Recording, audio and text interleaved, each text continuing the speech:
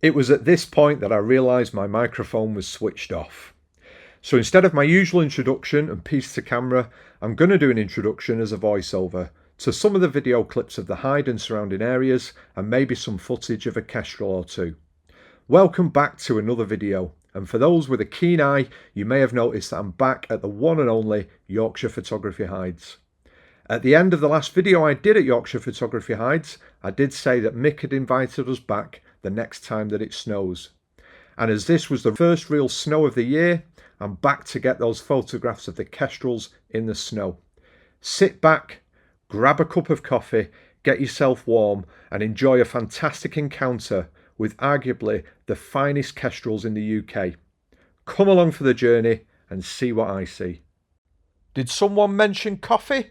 I now have a Buy Me a Coffee webpage, and if you're enjoying the video and you want to show some support towards the channel, please feel free to follow the link at the bottom of the screen or in the description and donate for a coffee. A massive thank you to all my supporters who have already bought me a coffee, their names appearing on the screen now. Let's get back to the adventure. So we're all set up. Some completely new perches to what was available last time. We've got a perch that's really close. In fact, I'm going to have to turn the camera portrait to be able to get the kestrel in shot, I think, on this close perch. It really is close. We've got the dry stone wall at the back, which is just a beautifully natural looking perch and something that you would find kestrels on naturally in the wild. And that's got lots of snow on it, which looks fabulous. So we've got that perch set up, and then what Mick's put in is at the back he's got an old telegraph pole, and it's got all the ceramics on it and everything, and he's cleaned it up. And so hopefully what we'll get is we'll get the opportunity to photograph a kestrel at eye level on a telegraph pole. Now, most people photograph kestrels on telegraph poles, but you're usually photographing up at them. So here we've got the opportunity to be able to photograph them looking at eye level, which is just a fantastic opportunity. There's quite a heavy fog down today, so it's probably going to be quite a bit of waiting for them to arrive. I don't mind that at all. As far as I'm concerned, you know, I'm in the hide, I'm comfortable, I don't mind sitting and waiting.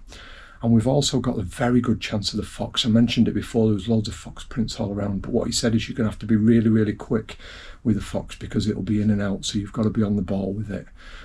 So hopefully, fingers crossed, we'll get the fox as well. It's very exciting. A couple of things that are worth noting from last time we came. The first one is Mick's introduced a heater, so there is a heater in here, so it is lovely and toasty. You'll have noticed before I had my big down jacket on, I've taken that off. Certainly don't need that on in here, it's lovely and warm. So yeah, just sit back and wait. Very exciting.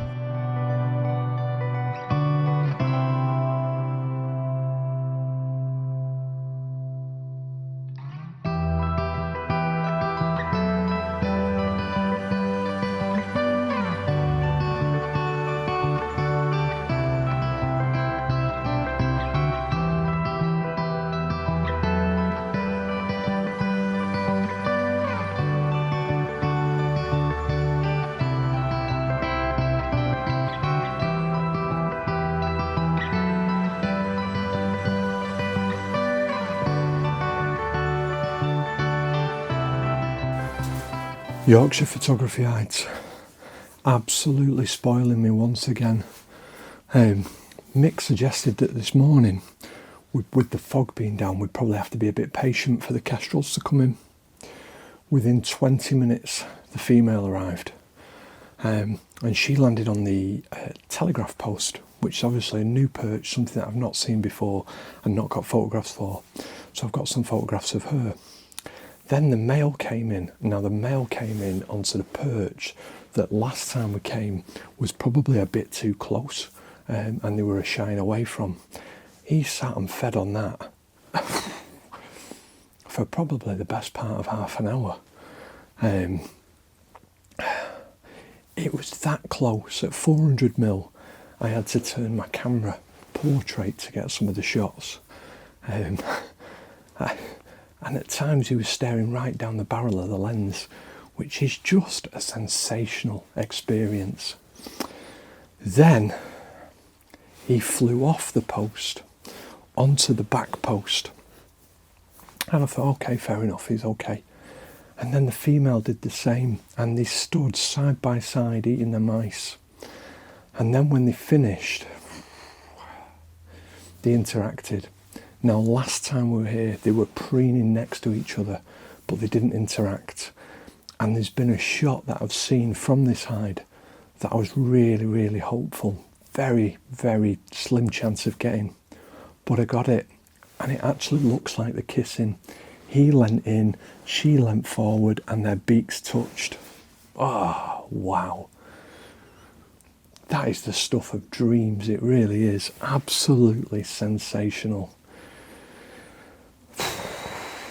So, I've switched up sides of the hide. I've moved over onto the left-hand side. And the reason for that is, when I was photographing the kestrel on the nearest post here, there is another perch just behind it. And actually the male went onto that perch not long after he'd been with the female on the back perch. And you can just see that in some of the images where it was on the close perch. So what I've done is I've shifted now in the hide to ensure that the backdrop of that close perch is completely unobstructed. And that's something that I learned from when I went to the goshawk hide. I spent all day photographing these goshawks, and the male and the female came in, and the sparrowhawk came in, and I had a fantastic day. And then when I got home and I was looking at my images, the images of the goshawks were absolutely sensational. But what I hadn't accounted for was in the background there was a light tree stump, a light tree trunk, and that's through the back of every photograph of the goshawk that I took. And in many ways it renders the photographs useless for competition, because the minute, I put one of the photographs in for competition and the judge immediately pounced on the background and marked me down for it. And regardless of the fact that it's a goshawk, incredibly difficult to photograph, and the goshawk was pin sharp and the feather detail was absolutely exquisite, but the background was what he focused on for the whole duration of him marking the goshawk image.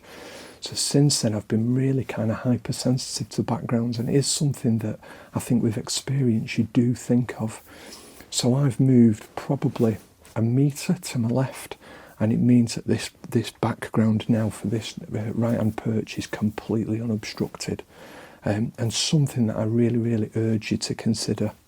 Obviously we get used to focusing on the subject in the image, and then we look around the image, around the subject, to make sure that we're not cropping it in any way, tails just poking out off frame. But what we forget sometimes is what's behind the image and what's behind the subject and what's in front of the subject. And that's really, really important. And when you've got such variety as you have here at Yorkshire Photography Hides, there's really no excuse for you not considering that and just positioning yourself in a way that means that your images are nice and clean. I'm very excited. I've reset up the perches outside. I've rebaited the perch to the right, that closed one. That yielded some beautiful shots of the male kestrel. And I've also now baited up the close perch to the left, which is next to the bird feeding station. So I'm hoping that I can get both birds on both perches.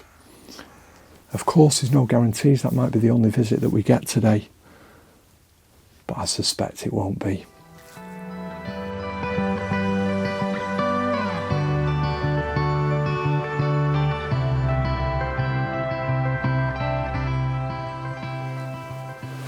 So after this morning's activity, it's been relatively quiet.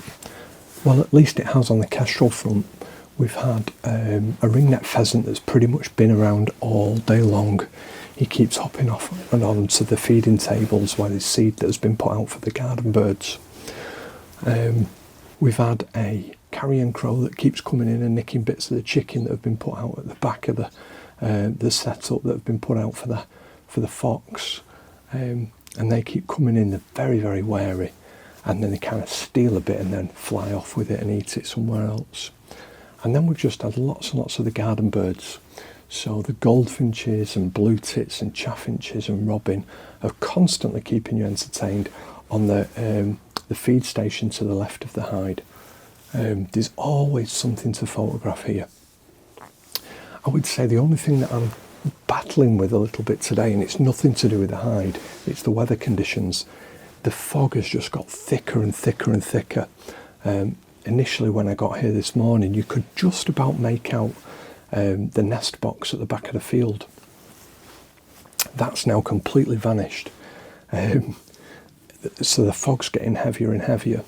So what I've tended to do is to favour the closer perches, because although you're using a telephoto lens and you can bring the bird closer by using the telephoto lens, your telephoto lens can't shoot through atmospheric conditions. So what you'll tend to find is that your images are picking up quite a lot of that mist in between the end of the lens and the subject. That makes your images appear washed out. So then what you have to do is you have to go through a process in your after photo processing to try and combat that haze, that mist that's appearing in your photographs. Now a lot of people will use dehaze and a dehaze slider that you can see in Lightroom, and that's obviously designed to combat mist. However, what happens with a dehaze is that you're applying kind of a wash of dehaze to the whole photograph, and actually some of those atmospheric conditions, some of that mist, you want to keep in your photograph. So what I'll do is I'll do a little piece to camera now, showing you my computer screen and how I apply that edit to a photograph to combat the mist that you've got in the photograph. Okay, so I've opened up all my images into Lightroom. I use a catalogue system that is just puts them into date order. If I show you in my library, all my images are in catalogue order. So it's just, I remember when I took the images, I've got all that recorded in a diary, so I can go back to a file with a date on and I know what images I'm expecting to find. So I'll find the image that I want to edit, and I've got it here. It's already got a 5-star rating, so I know it's the image that I want to edit. The first thing that I'm going to do with any image when I bring it in is to counter some of the effects that Adobe Lightroom already puts onto the image.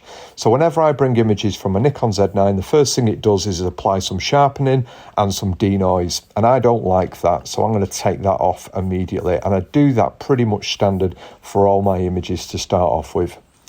Now, the first thing that I'm going to do in Lightroom is I'm going to crop the image, and that's really important. Okay, so I use the rule of 3/3 grid, and you can see that I've got my grid lines on there, splitting everything into thirds. And because this image is going to go onto YouTube, I'm going to constrain my image there to make sure that it doesn't distort, and I'm going to select a 16:9 image. And then I'm going to use my guidelines to guide my composition. And you'll notice that I use the word guide because rules are there as guides. They're not absolute rules. You can bend them. You can go for the image bang in the middle if you like. But I like to offset mine ever so slightly. And then what's important is whichever direction the bird is looking or the subject is looking, you've got your negative space to that side so that the animal has got somewhere to look into. So I'm happy with that composition. I'm going to bring that back. I'm going to come up to the basics slider.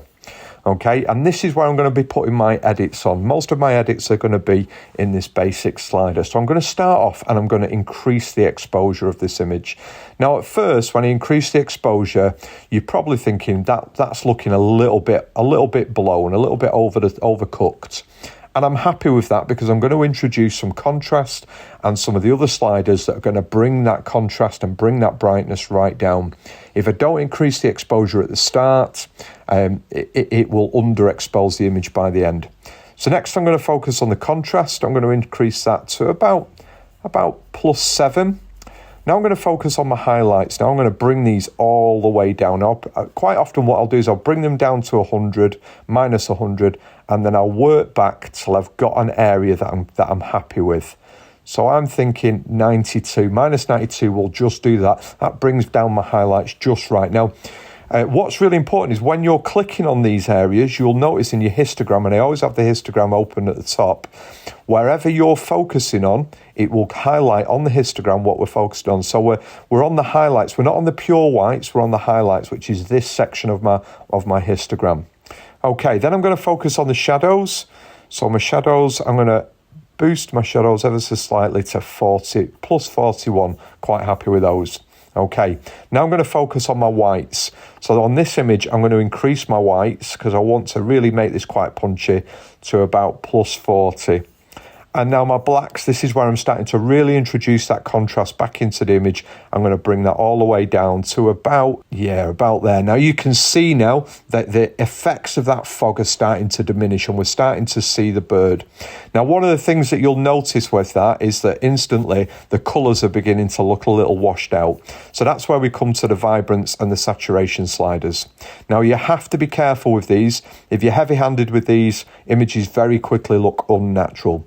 So I'm going to increase the saturation first. I'm going to bring that to about plus 7. And then the vibrance, again, I'm just doing it through my eye, what I think is about right. And I'm going to bring that up to plus 9. So I know now that I've got my image in a position where I'm quite happy with it. And to be honest with you, that's where, for me, Lightroom ends. So what I'm going to do now is I'm going to open it up into Photoshop. Okay, so we've got the image in Photoshop. And I'm looking across the image, and there's a couple of things that I need to do to this image to just make sure that the image is ready for use. So the first thing is this. When I look at the image and I zoom in a little bit, and you can see it's quite noisy at the moment, but I'm going to clear all that up shortly. The first thing that I'm going to notice is that in this image, it's missing any catch light in the eye. And as we know, all images like this need some form of catch light in the eye to be able to make the animal not look so dead. So all we're going to do is we're going to introduce ever so slightly. You've got to be quite cautious with this. You don't want to overcook it. Just a little bit of a catch light. Now, if I come back out, you can see there's a little bit of catch light in the eye there. Okay, I'm happy with that. The next thing that I'm going to do is I'm going to go down to my toolbar at the bottom right hand corner, and I'm going to select my curves tool.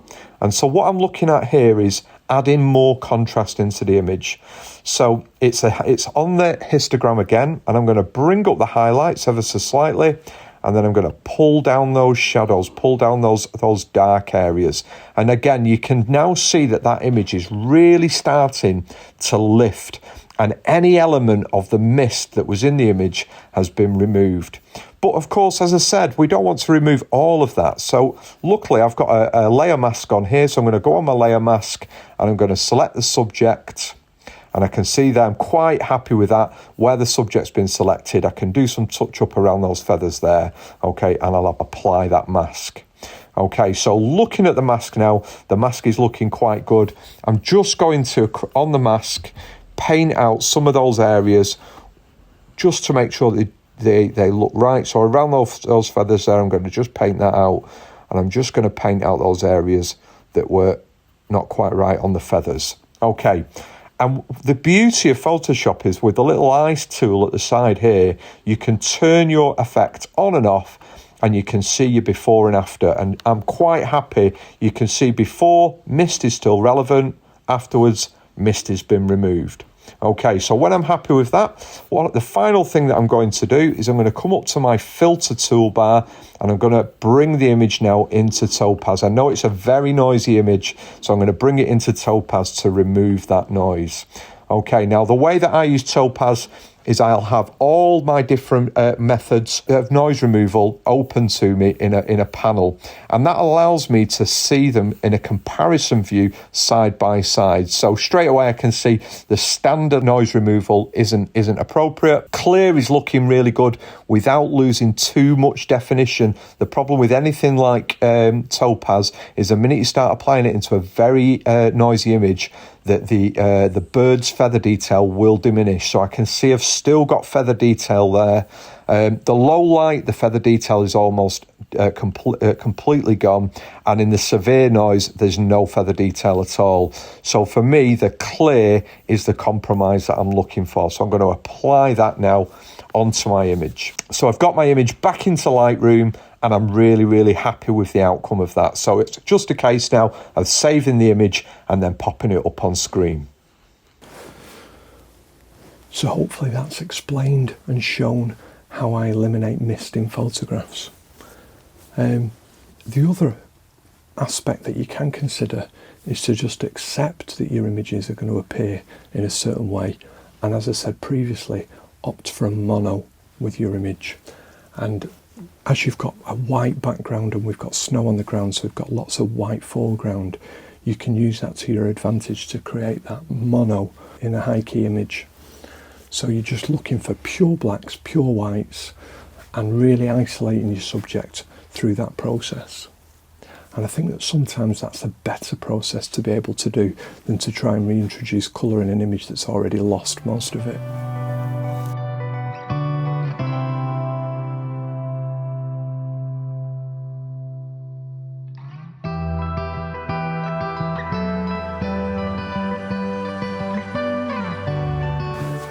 Well, that was just unbelievable.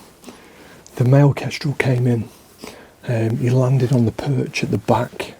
He'd spotted the bait on the near perch, but he paused for a moment just before he came in. I managed to get some shots of him flying in, which was really nice. Then he was feeding on the perch nearest to me, and all of a sudden he started chirping really loudly.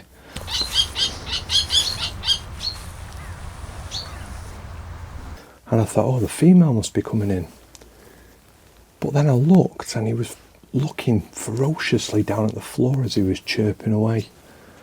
And then I could see what he was chirping at. There was a pheasant just below looking up at him.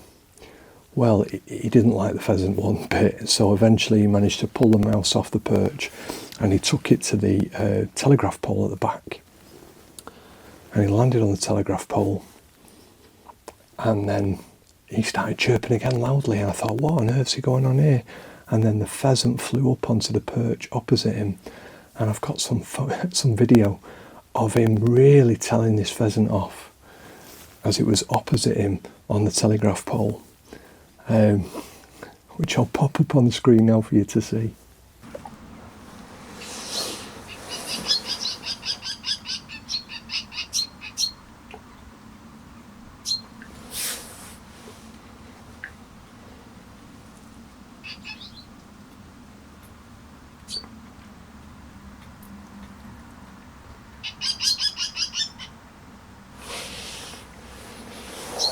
How incredible was that? After a while of him telling it off, as you saw in the video clip, he'd had enough and he flew off, and he landed on the fence post at the back. But then he's flown off with the bait, so I think he'll be gone for a while now. I'm not going to put any more bait out. There is still a baited perch to my right, and actually I think that's probably the one that will yield the best quality photographs today, because it's probably the closest. So I'm just going to leave that perch out baited for the minute. But what a fantastic experience that was. Yorkshire Photography Hides. It gives you something different every time you come. This is just sensational. A very different experience to when me and Pops came. And I'm sure if I come again, which I will, it will yield yet different results again. It'd be great to come at different times of the year in different weather conditions. But we said we'd come back in the snow, and it's been fantastic.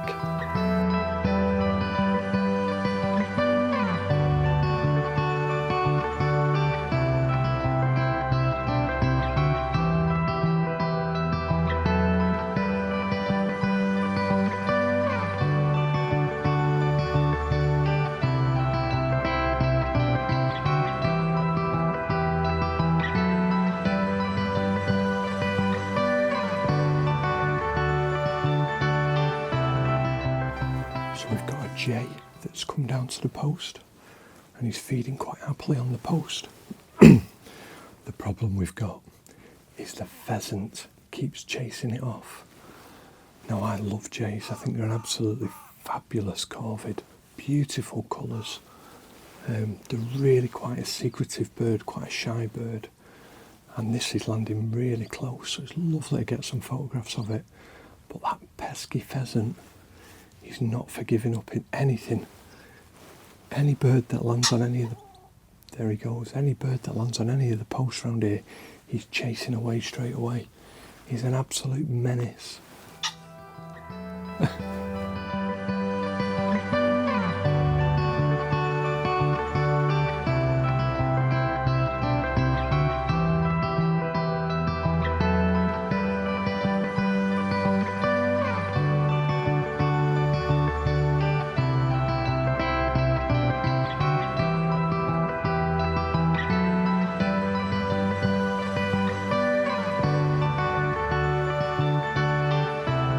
Well, another fabulous experience at Yorkshire Photography Hides. My voice is going. I think it's because I've been sat so quiet in there for as long as I have. It has been non-stop. From the moment I arrived, within half an hour the Kestrels arrived. We had a huge flurry of activity in the morning. Then there was a lull in the middle for probably about an hour, but I say a lull, the whole time there were other birds to be able to photograph, such as goldfinches and chaffinches. There's been a pheasant that's been plaguing the whole site the whole time. It's been with me all day, but that's made for some interesting encounters and some interesting sights. I said on the last video that I'd come back in the snow. I only wish Pops had been here to enjoy it with me.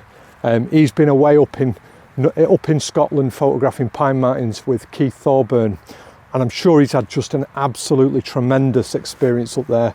Keith is a true gentleman, and I know he'll have looked after Pops. They'll have had a great time. So if you've enjoyed this video, please consider giving it a like. If you've not already subscribed to the channel, I know a lot of people don't subscribe and they carry on watching the videos. Subscribing to the channel really does help the channel to grow. So if you've not yet subscribed, please consider doing so. It costs you absolutely nothing, but it does help the channel out massively. If you want to drop me a comment in the box below, I respond to every single comment, and more people are commenting on my videos now, which is fantastic. It's really good to interact with people who are viewing the videos. There's a buy a coffee if you want to show your support. Link will be on the screen right about now. I hope you've enjoyed this video, and until next time, ta-ra.